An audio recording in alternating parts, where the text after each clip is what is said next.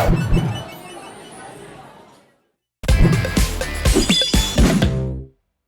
guys, welcome to another episode of Hawker vs Restaurant. I'm Vanessa. And I'm Jiahui. So in previous episode, we have had things like Wagyu Donburi and Sushi. So for today's episode, we're gonna have My all-time favorite, Unagi Donburi!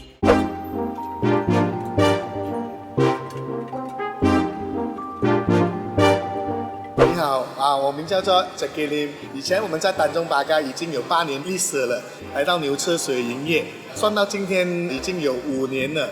我们招牌菜有 Unagi， 因为 Unagi 特别就是它的酱料咯，因为我们煮的酱料是自己煮的第一，我们用10多样菜熬成那个汁出来，所以蛮特别。So now we're here at Chinatown complex at this store called Kazan. This is a store specializing in Japanese cuisine, and actually our colleague has been here before and she gave a pretty good review of the place. We also did our research and people say that the food here is of restaurant standard but only at a quarter of its price. So what we have here today is the Unagi Set, and it only costs $8. And what you get is a pretty decent amount of unagi, got some pickled vegetables, Japanese rice topped with sesame seeds and miso soup. And it looks relatively simple and straightforward. The unagi is glistening, the sauce looks amazing. Cheers! Cheers! I was expecting something very flat. It's very plump, but I think what it's lacking is dimension. Yeah. Like it doesn't flake or anything. It just kind of melts in your mouth.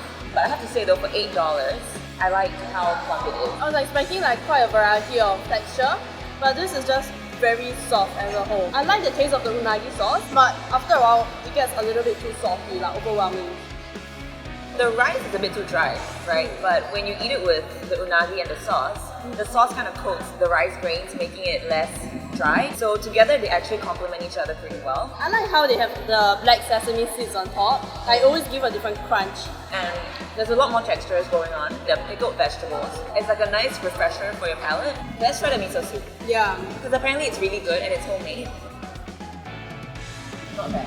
Yeah, I like it. Not bad. I'm very impressed by the miso soup. I like the spring onion. There's a lot of, you get like spring onion immediately and it's really good. Okay, I really like this. I like it too. You don't like miso soup. Usually I feel like they just put a miso paste into hot water and then they boil it. You can taste the different ingredients, like fresh ingredients put together. Overall, I would say the quality is satisfactory. It's decent, not too bad, not disappointing for sure. I think this is practically like half an eel. It's half an eel for $8. And it's pretty thick, right? In its entirety, it makes for a pretty wholesome meal. So I wouldn't nitpick on anything, but I have to say for $8, I would buy this again.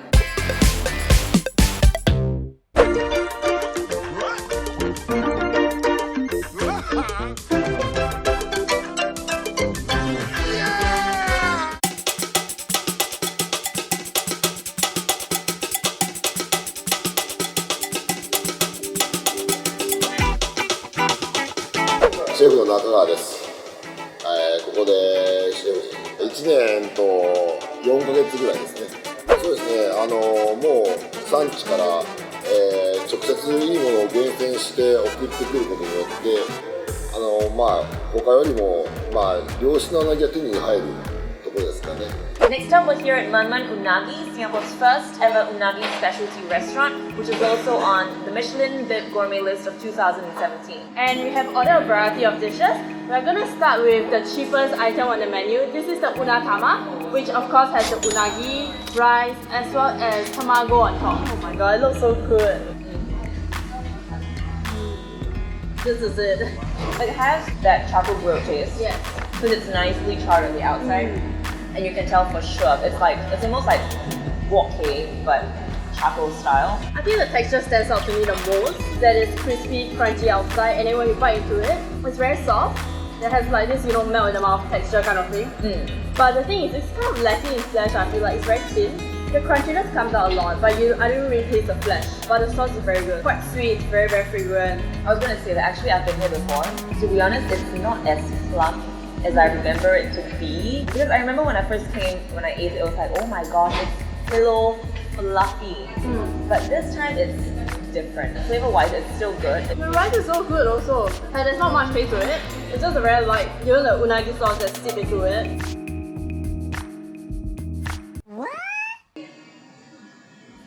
It's a bit tasteless. Unagi is like in heaven, and then once you eat the tomato, it just drops back onto earth. This is why they have a variety of sauces and peppers for you to add on. So on every table, they actually have quite a variety of sauces. Sweet sauce, spicy sauce, unagi sauce, as well as Japanese pepper, which Vanessa said is a must. Honestly, I feel like the unagi piece is a bit small for this set, right? It's enough for, say, small eaters. So other than the basic unagi bowls, you can have a more wholesome experience with what we have here. It's called the Hitsumabushi, which is also Manman's specialty dish. The unagi is the same as the basic one, but of course in a greater portion. And what you're supposed to do is to split it into 4. And then the first part you can just eat it originally. Second part you can put the wasabi on top. The third one, the broth. And the fourth one you can do it any way you prefer. What I'm gonna do is I'm gonna use the wasabi root and I'm gonna grate it. And the right way to do it is in circles, like this. And there you go. This is really expensive stuff. So previously I asked the lady, if I can't finish my root, do I get to bring it home? And she said, no, you don't. So I was really disappointed. It's a bit mild. Because the thing about actual fresh wasabi is that it's not as strong or pungent as the one that comes in cubes. Yeah, but it's very smooth. It adds kind of like a creamier texture to it. So the other way would be to take out a quarter, like a small portion of it. And she said this becomes an unagi porridge. Wow! It gets better and better. Okay, because there is this char on the unagi and it doesn't register at first until you bite into it. Yeah. The lightness of the broth comes out, and then after that is the unagi, the skin. I think my favorite is the broth here. So for a first timer here, I would say that the unagi really lives up to my expectations. But overall, it's still a pretty decent experience. You know, you get to watch the live skinning and cleaning station, which you don't really get that anywhere else, I believe. Alright, so we have tried unagi from Kazan and quite a few dishes from Mama Unagi. But to ensure that this is a fair fight, let's talk about the unagi from Kazan as well as the most basic set from Mama Unagi, which is the Unatama. Looking at the 3 criteria, what do you think wins in terms of quality?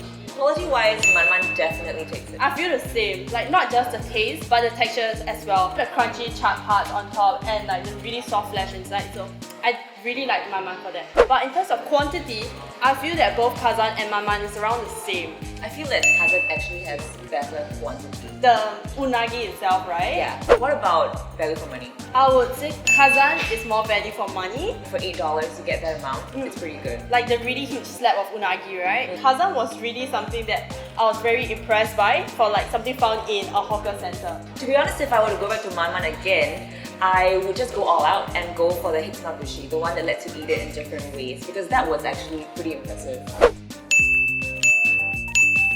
But ultimately, our winner is still Kazan. Thanks for watching another episode of HAWKER vs. Restaurant. If you like this video, you can check out more over there. And remember to like, share and subscribe. Bye!